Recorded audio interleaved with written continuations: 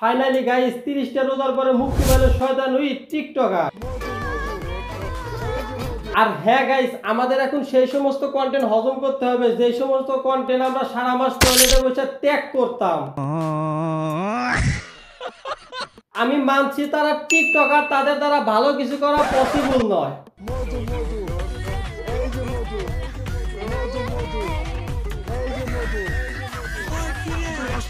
তাই বলে কি এখন আমাদের কন্টেন্ট নামে এইগুলো হজম করতে হবে? তা হয়েছেটা কি শুনি? ঈদের নামাজ শেষ হইতে না হইতে টিকটক আইডির ভিতরে এতগুলো ঈদ সম্পর্কে পোস্ট, বিষয়টা ঠিক আমি মানতে পারলাম না।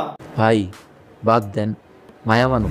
I feel better now. আপনার কথাটা শুনে সান্ত্বনামূলক হলেও নিজের কাছে ভালো লাগতেছে। যে হারে মানুষ আমার ঈদের সালামি চাইতেছে, আচ্ছা যে তো মুকেশ আম্বানি মনে হইতেছে। আমি সেই সমস্ত মানুষদেরকে বলছি, আপনাদের আপু নিজেই ভিক্ষা করে বেড়ায়, পারলে আপনিও 10টা টাকা দিয়েন। আপামনি মানুষের ধারে ধারে আপনাকে আর ভিক্ষা করতে হবে না। আমার এই ভিডিওতে একটা লাইক দেয়া, কমেন্টে ইয়েস লিখে দেন, আপনার টাকার ব্যবস্থা আমি করে দিব। দিলটা দিব না, বাট আপনার টাকার ব্যবস্থা করে দিব।